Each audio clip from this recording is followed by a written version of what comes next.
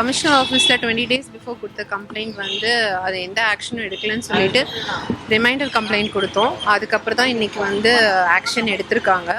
So இன்றைக்கி தான் first day. உள்ளே வந்து கூப்பிட்டு கேட்டாங்க. ஸோ கம்ப்ளைண்ட் ஃபுல்லாக எக்ஸ்பிளைன் பண்ணியிருக்கோம். அதுக்கான ஆக்ஷனை வந்து எடுக்கிறேன்னு வந்து ப்ராமிஸ் பண்ணியிருக்காங்க. ஸோ இதுக்கு மேலே அதுக்கு வந்து நடவடிக்கை எடுக்கப்படும். என்னென்ன கேள்விலாம் உங்ககிட்ட கேட்டாங்க? எதுக்கு ஒரு 6 மணி நேரம் ஸ்டேஷன்ல உங்களோட உடல்நிலை தெரியும், நீங்க கேரிங்கா இருக்கீங்கன்னு தெரிஞ்சுமா எதுக்கு 6 மணி நேரம் ஏன் இவ்வளோ நேரம்? ஏன்னா ஃபுல் டீட்டெயில்டு எக்ஸ்பிளைன் பண்ண வேண்டியது இருந்துச்சு. ஸோ 2 இயர்ஸாக வந்து ஒரு லைஃப்பை லீட் பண்ணியிருக்கோம். அங்கே அது 2 இயர்ஸாக என்ன நடந்துச்சுன்னு எல்லாமே வந்து நான் உள்ளே எக்ஸ்பிளைன் பண்ணியிருக்கேன். ஸோ அதுக்கு தான் இவ்வளோ டைம் ஆச்சுது. பட் எனக்கு பாசிட்டிவான ரிப்ளை கொடுத்துருக்காங்க.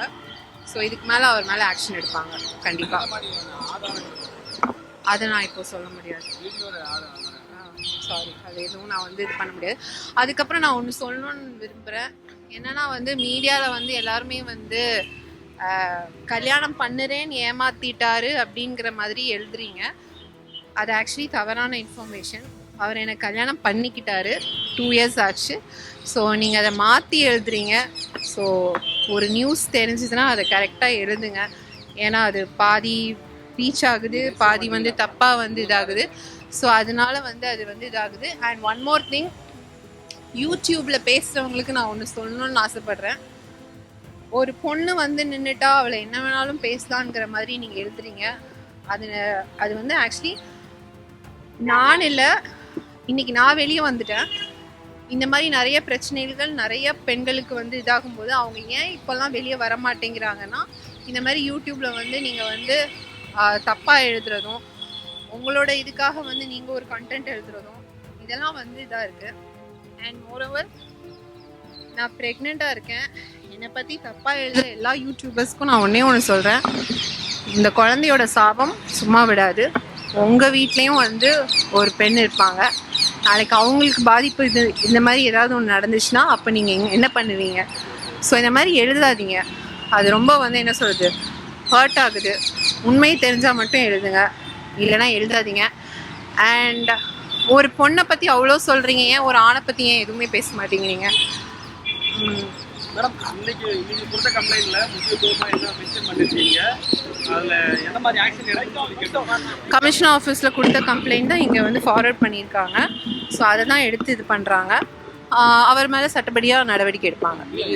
அவங்க நடத்தின விசாரணை உங்களுக்கு திருப்திகரமாக இருந்துச்சு? எஸ். உங்கள் மேரேஜ் ரிஜிஸ்டர் பண்ணீங்க?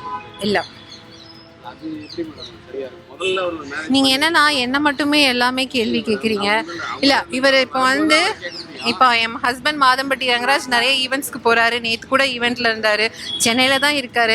ஏன் அவரை எந்த மீடியாவும் ரீச் பண்ண மாட்டேங்கிறீங்க? எந்த மீடியாவும் வந்து அவரை வந்து எக்ஸ்போஸ் பண்ண மாட்டேங்கிறீங்க? நான் வெளியே வந்தோன்னா என்னை வந்து அத்தனை மீடியா சரௌண்ட் பண்ணுறீங்க, கேள்வி கேட்குறீங்க. பட் ஏன் அவரை வந்து தப்பு பண்ணுறவங்க வந்து இதுவாக சுற்றுறாங்க? ஆனால் அதனால் பாதிக்கப்பட்ட பெண்ணு தானே அதுக்கு ஆன்சரபிளாக இருக்குது. இப்போ வெளியே எழுதுறதும் அப்படி தானே எழுதுறாங்க. அதுதான் நான் தெளிவாக சொல்லிட்டேன், என்னை ஏமாற்றி கல்யாணம் பண்ணியிருக்கார். அவர்கிட்ட இருந்து போன் ஏதாவது வந்துச்சா?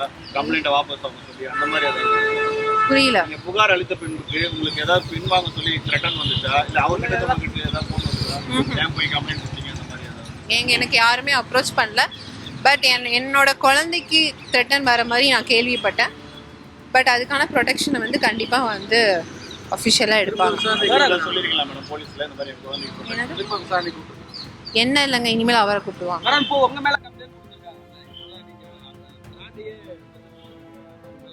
நான் எந்த கொச்சப்படுத்தலையே. நான் என்ன எப்படி உங்க மேல கம்ப்ளைண்ட் கொடுத்துருக்காங்கல்ல, நீங்க வந்து பிராண்ட் மேல வந்து உங்க ரசீடு வாய்க்கெல்லாம் போட்டுருக்காங்க, நோட்டீஸ் எல்லாம் அனுப்பிச்சிருக்காங்க, அதெல்லாம் எப்படி பாக்குறீங்க? நான் வந்து இப்போவும் ஸ்ட்ராங்காக தான் எல்லாத்தையும் ஃபேஸ் பண்ணிகிட்ருக்கேன். நான் ஒன்று சொன்னேன், அப்பவும் சொன்னதான் இப்போவும் சொல்லுவேன், என் குழந்தைக்காக நான் எந்த எக்ஸ்ட்ரீம் வேணாலும் போய் நான் ஃபைட் பண்ணுவேன். இது வந்து மாதம்பட்டி ரங்கராஜோட குழந்தை. அது வந்து அவர் வந்து அப்படியே அதை வந்து இது பண்ணிவிட்டு அவர் மாட்டுக்கு வெளியே ஜாலியாக சுற்றலாம். ஆனால் நான் ஃபைட் பண்ணுவேன், கடைசி வரைக்கும் நான் வந்து ஃபைட் பண்ணுவேன். இந்த ரைட்ஸ்க்காக நான் வந்து ஃபைட் பண்ணுவேன். அது வந்து என்னை வந்து அவங்க வந்து கேஸ் போட்டாங்க, அதனால நான் வந்து இதாகிட்டேன்லாம் இல்லை.